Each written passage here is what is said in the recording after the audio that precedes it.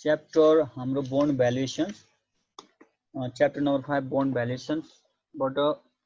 2060 को question number 5 र यो 2060 को क्वेशन नम्बर 2060 पनि सोधेको छ 2060 को क्वेशन नम्बर 5 को सल्युसन राम्रोसँगले हेर है सबैजनाले पहिला सुरुमा क्वेशन पढ्छु अनि त्यसपछि गिभन टिप्स है The Crimson Company issued a new series of bond on January 1, 2002. The bonds were sold at par rupees 1000 and have a 12% coupon and matured in 30 years. म्हणजे bond को par value भनेको face value भनेको एउटै हो जसको चाहिँ 1000 दिएछ coupon rate 12% छ भनेपछि उसको maturity period भनेको 30 years दिएको छ coupon payment are made semi-annually on June 30 and December 31 भनेछ payments of coupon चाहिँ के छ semi-annually मा छ required number A मा सोधेछ what is the YTM of the company's bond on January 1 2002 question number A ले YTM सोधेको छ र question B मा what was the price of the bond on January 1 2007 assuming that the level of interest had fallen to 10% level of interest चाहिँ कति percent झरेको छ भनेछ 10% मा झरेको छ भनेछ र अनि त्यसैगरी C on July 1 2005 the company bond sold for rupees 925 and what was the YTM at that date भनेर सोधेछ त्यो डेटको YTM चाहिँ कति छ भनेर सोधेछ अब म यहाँ स्क्रिनमा तिमीलाई टाइप गर्दै छु ध्यान दिएर हेर पहिला गिभन लेखौं भनेपछि सोल्ड एट पार भनेछ बोन्ड चाहिँ सोल्ड एट पार भनेछ र 12% कुपन रेट दिएको छ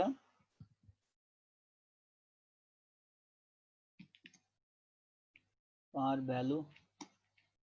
जसलाई हामीले क्यापिटल एम ले इन्डिकेट गर्छौं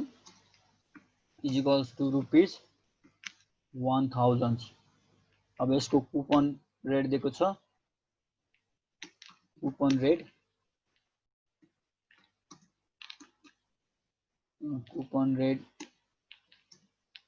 हामीलाई दिएको छ 12% र अब कुपन एमाउन्ट निकालिहाल्नु पर्यो कुपन एमाउन्ट जसलाई हामीले क्यापिटल आई ले इन्डिकेट गर्छौं भनेपछि am into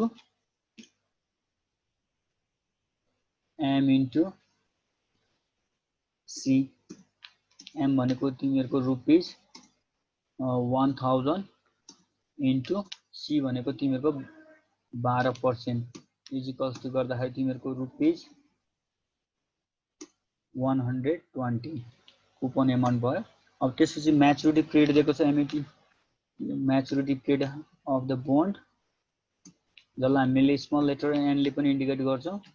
is equals to कति दिएको छ 30 इयर्स 30 इयर्स यो भयो गिभन इन्फर्मेसनहरु अब हामी जाने ए नम्बरमा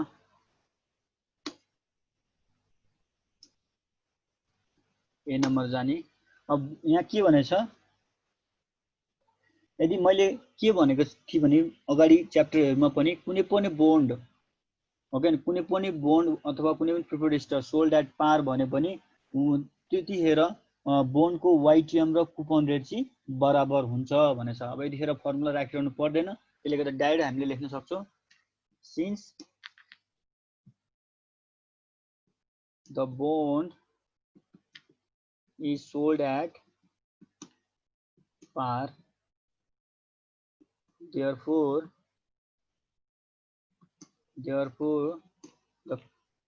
the company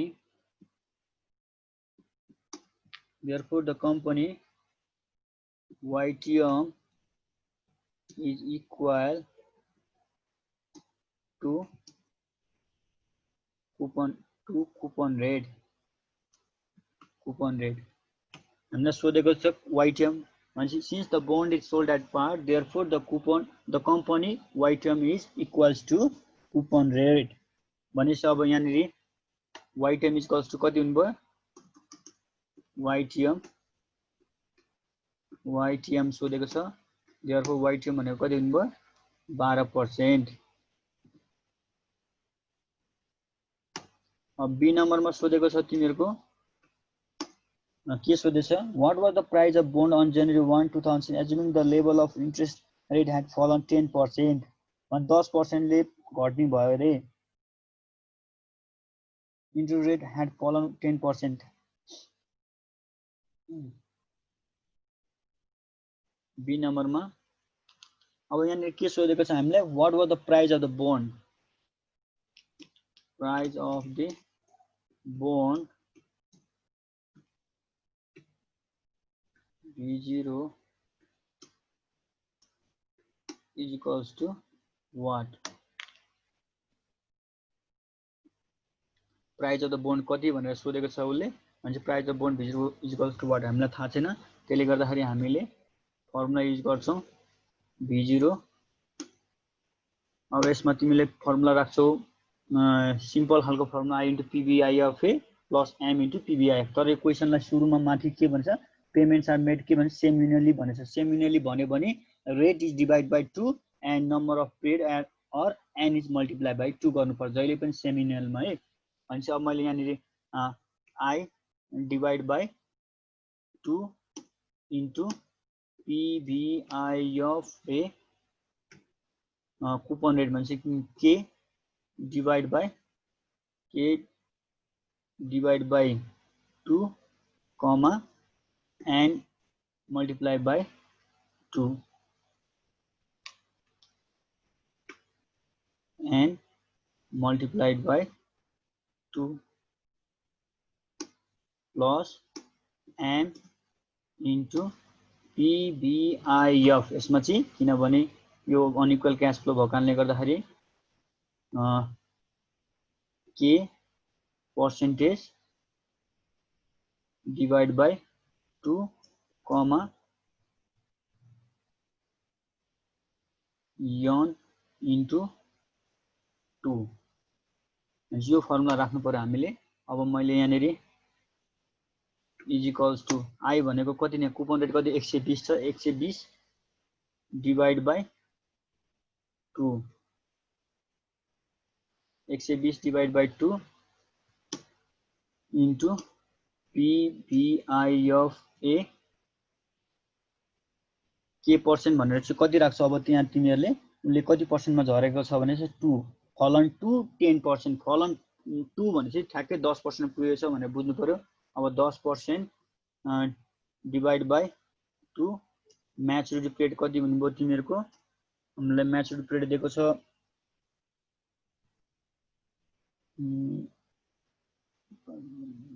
2007 भने सुरुमा कति छ 2002 मा छ हेर, 2002 बाट हुँदाखेरि उसको म्याचुरिटी पिरियड 30 वर्ष थियो रे, तर अहिले चाहिँ उसको के छ what are the price of bond on January 1 2007 भनेछ। 2 बाट 7 आउँदा त्यहाँनिर कति वर्षको रिडक्सन भयो 5 वर्षको रिडक्सन भयो भने टोटल 30 इयर्स बाट 5 घटाएपछि बचे कति वर्ष 25 वर्ष भनेपछि अब तिमीहरूले यहाँनिर 25 भनेर लेख्नु पर्यो, कति लेख्नु पर्यो 25 इयर्स इन्टु 2, किनभने माथि क्वेशनले भनेको छ The Crimson Company issued new series of bond on January 1 2002 भनिसक्यो, issue गरेको कहिले हो 2002 मा किनेको इस्यु गरेको छ, तर यहाँ क्वेशनले कहिलेको बोन्ड सोधेको छ 2007 को जनवरी 1 को बारेमा सोधेको छ भनेपछि त्यहाँ ग्याप कति वर्ष भयो टोटल 30 वर्षमा उले 5 वर्ष त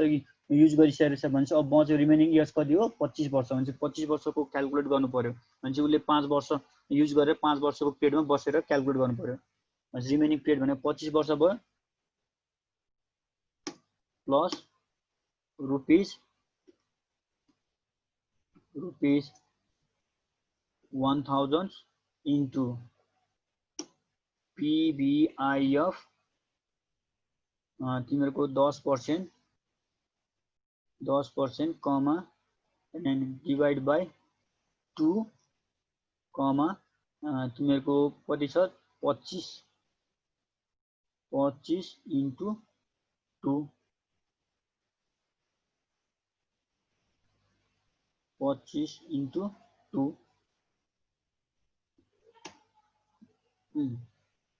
अब 120 डिवाइड बाइ 2 गरेको भनेको तिम्रो कति हुनुभयो 60 हुनुभयो इन्टु PBIF 10% भनेपछि यो कति हुनुभयो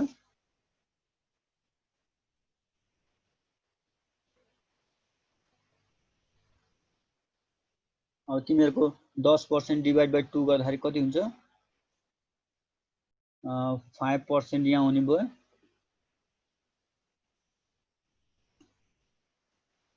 यो 50 हुने भयो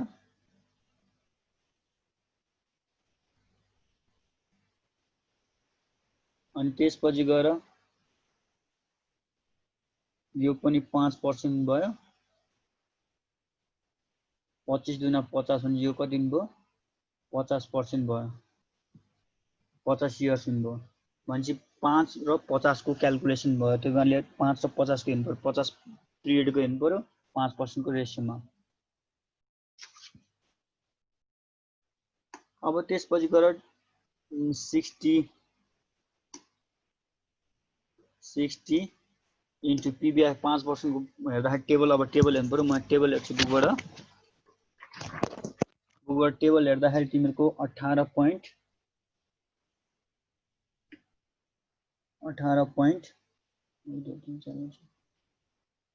2559 प्लस रुपीस 1000 इन्टु अब पीबीआईएफ टेबल हेर्नु पर्यो यसको लागि पीबीआईएफ टेबल हेर्दाखेरि यसको कति हुन्छ 0.08722 टोटल क्याल्कुलेट गर्दाखेरि तिमीहरुको रुपीस क्याल्कुलेट चलाउँदाखेरि हाम्रो rupees 60 into 18.25 plus 1000 into 0.0875 total गर्दाखेरि तिम्रो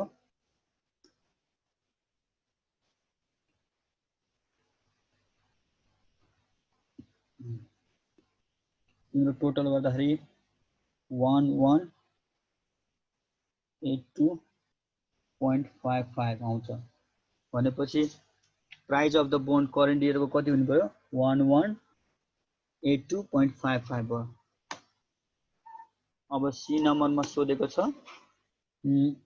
only on July 1 2025 the company bond sold for rupees 925 what was the YTM at that date त्यो डेट को YTM चाहिँ कति हो भनेर सोधेको छ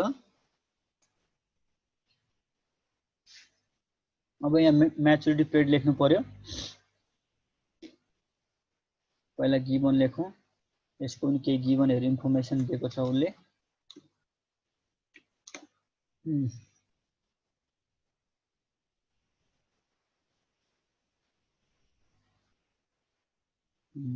जुलाई 1 भनेपछि अन जुलाई 1 यो त 6 महिनाको हिसाब दिएको छ उले 2025 भनेपछि अब बजे 25 देखि 30 इयर्स को क्याल्कुलेट गर्नु पर्यो हाम्रो 2005 the company sold for 925 what was the YTM at that date भनेर सोधेको छ 2002 देखि लिएर 30 वर्ष गर्दाखेरि कति हुने भयो 2032 भयो भनेपछि 25 बाट 32 पुनः 25 26 27 28 29 30 31 32 भनेपछि तिम्रो टोटल 7 वर्ष हुने भयो तर यहाँ चाहिँ जुलाई भनेछ भने 6.5 इयर्स भयो रिमेनिङ पिरियड कति हुने भयो 6.5 इयर्स हुने भयो maturity period n is equals to 6.5 years यसको म्याच्युरिटी किनभने टोटल तिम्रो 2002 मा इस्यु गरेको छ जसको म्याच्युरिटी पिरियड 30 इयर्स भनेपछि टोटल कति कुन वर्षमा पुग्ने भयो 2032 मा पुग्नु भयो भन्छ तर यहाँ क्वेशन सी नम्बरमा के भनेछ द कम्पनीले बेच्दै छ कहिले 2025 जुलाईमा बेचेछ भनेपछि 6 महिना बीचमा बेचेछ 6 महिना बीचमा बेचेछ भनेपछि अब 30 बाट 25 गर्दाखेरि तिम्रो 32 बाट 25 गर्दा 7 वर्ष हुन्छ तर उले 6 महिनाको क्याल्कुलेट गरेको कारणले गर्दाखेरि 6.5 वर्ष चाहिँ म्याच्युरिटी पिरियड रहेछ भनेर बुझ्नु पर्यो अब यस क्वेशनले सोधेको त हामीलाई के क्याल्कुलेट गर्नु भनेको सोध्छ what was the YTM at that date भनेर सोधेछ अब यसको लागि स्टेप फलो गर्नु पर्यो तिमीहरुले स्टेप फलो गर्छौ स्टेप 1 मा मैले जहिले पनि के निकाल्नु भने एप्रोक्सिमेटली YTM निकाल्नु भनेछु एप्रोक्स YTM अब यसको लागि एप्रोक्स YTM को लागि म यहाँ टेबलमा जाँदै छु हामीले फर्मुला राख्नु पर्यो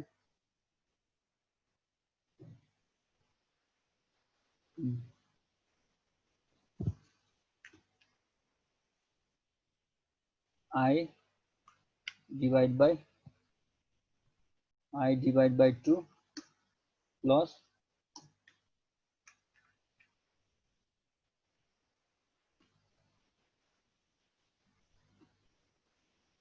m minus b0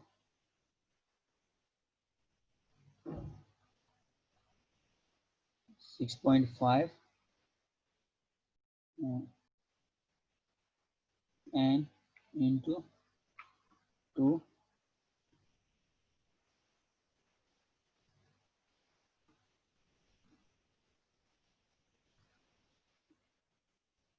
m plus 2 b0 divided by 3 हामीले यो फर्मुला युज गर्छौं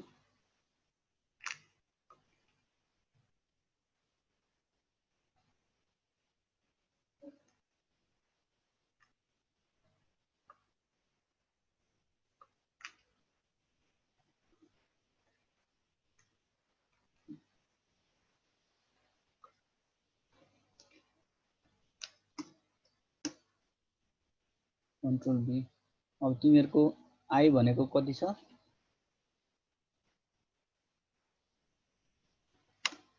भनेपछि तिमीहरुको 120 छ 120 र m भनेको तिमीहरुको 1000 v0 भनेको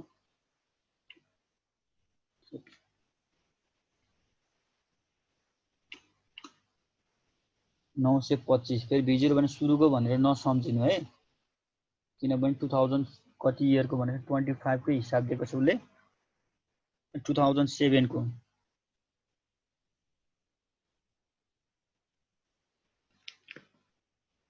925 अब n भनेको तिम्रो 6.5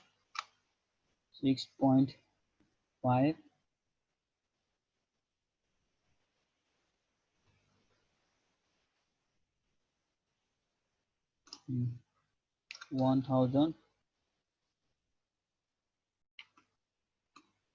into 925 divided by 3 अब यो पुरै क्याल्कुलेट गर्दाखेरि 1000 मा 925 into 6.5 गर्दाखेरि के हुन्छ plus 60 यति आयो 1000 plus 2.925 divided 3 गरेर यति माथिकोलाई डिभाइड गर्यो गर्दाखेरि हाम्रो टोटल भनेको 6.92 आउँछ 6.92 राउन्डिङ फिगर गर्दाखेरि अब यस 92 अब यसको राउन्ड अब यसलाई हामीले स्टेप 2 मा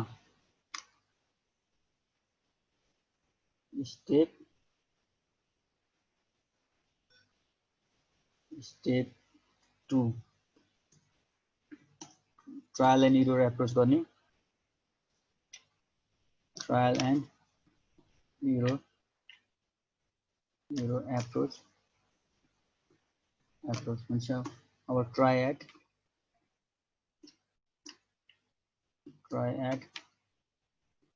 lower rate that is कति percent 6% अब तिमीले फेरि यहाँनिर क्याल्कुलेट गर्नु पर्यो के क्याल्कुलेट गर्नु पर्यो v0 क्याल्कुलेट गर्नु पर्यो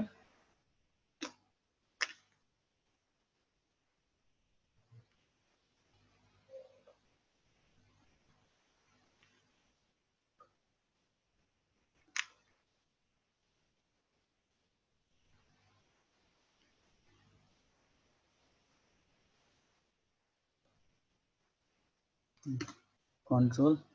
बी गर्दाखेरि अब 6% गर्नु पर्यो यो चाहिँ फर्मुलाहरु लेखाइदिएको छु मैले अब I भनेको तिमीहरुको टोटल भनेको कति छ 120 तर यहाँनिर के डिभाइड बाइ 2 गर्न अब पाउँदैन किनभने हामीले एप्रोक्सिमेट YTM निकाल्दाखेरि अलरेडी डिभाइड सेमिनल बेसिसमा निकालिसक्यो त्यसकारण जति छ ट्राई गर्छ त्यो रेटको मात्र लेखिन्छ र n into 2 भनेपछि यो चाहिँ कति हुन्छ नम्बर म्याचुर पिरियड भने 13 हुनुभयो 6.5 into 2 गर्दा 13 वर्षको हुन्छ यहाँ पनि 6% र 13 वर्ष हाम्रो म्याचुरिटी पेरियड कति हुन्छ यसको 13 वर्षको छ।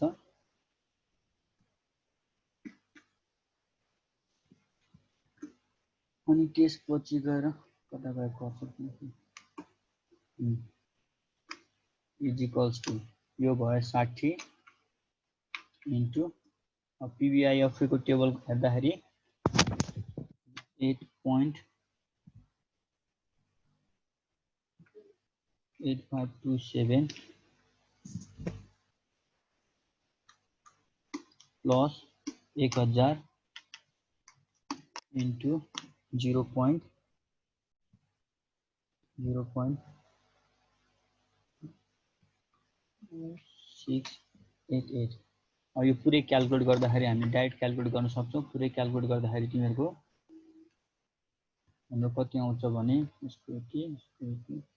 मल्टिप्लाई गर्दा हामी क्याल्कुलेट गर्दाखेरि यति आउँदो रहेछ।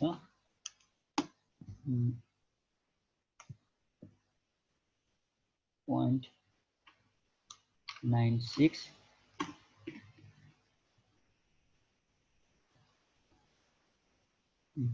अब त्यसपछि गएर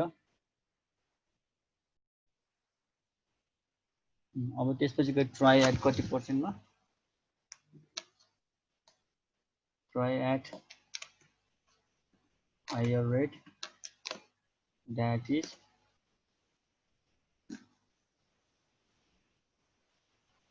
is 7% control B। अब यहाँ पनि त्यही हो 120 लाख सेमिनल हो।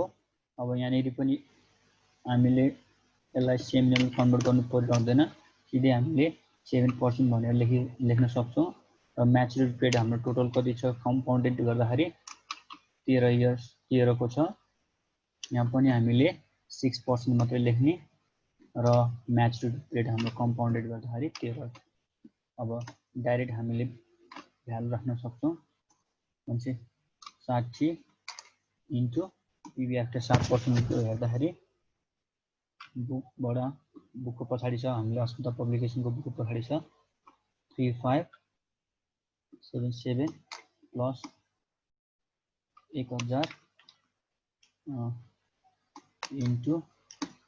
गर्दाखेरि कति छ 0.4050।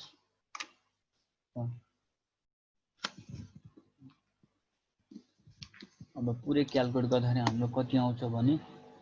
रुपीज 916.46। अब थर्ड स्टेपमा जाने। स्टेप थर्डमा बाई इन्टरपोलेसन TERPOLATION इन्टरपोलेसन। अब यसको लागि YTM सेमिनल YTM भनिन्छ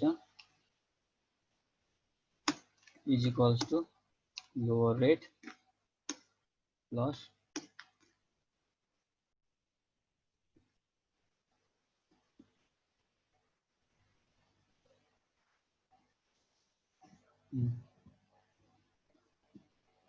value at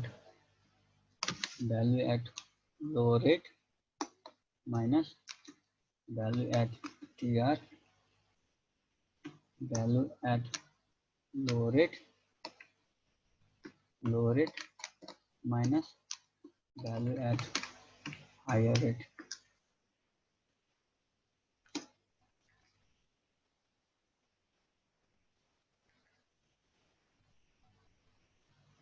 into higher rate minus lower rate divide। अब हामीले भ्यालु प्लेस गर्छौं।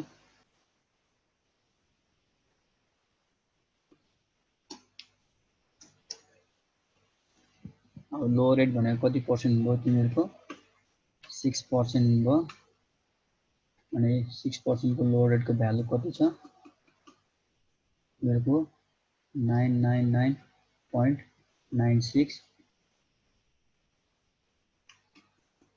भ्यालु एट ट्रु रेट भनेको कति छ तिमीहरुको माथि 925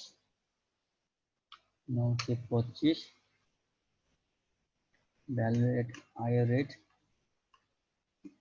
916.46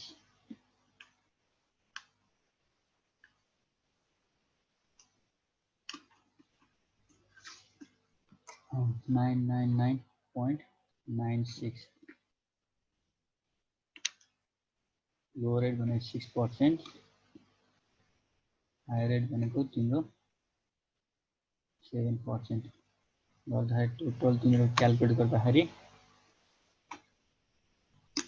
ओभरअल क्याल्कुलेसन गर्दाखेरि 6.9%. अब यति मात्र निकालेर भएन, सेमिनलमा वाइटिएम निकालेको छ भने जहिले पनि हामीले के निकाल्नु पर्छ, annualise rate of returns, annual rate of return is equals to semi annual YTM into 2 is equals to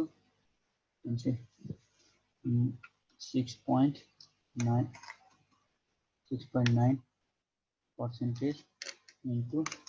2 गर्दाखेरि तिमीको कति हुन्छ 13.80%. यसरी हामीले सबै ABCD गरे हामी सबको हिसाबले क्याल्कुलेट गर्यौं र हाम्रो यो सल्युसन पनि सकियो.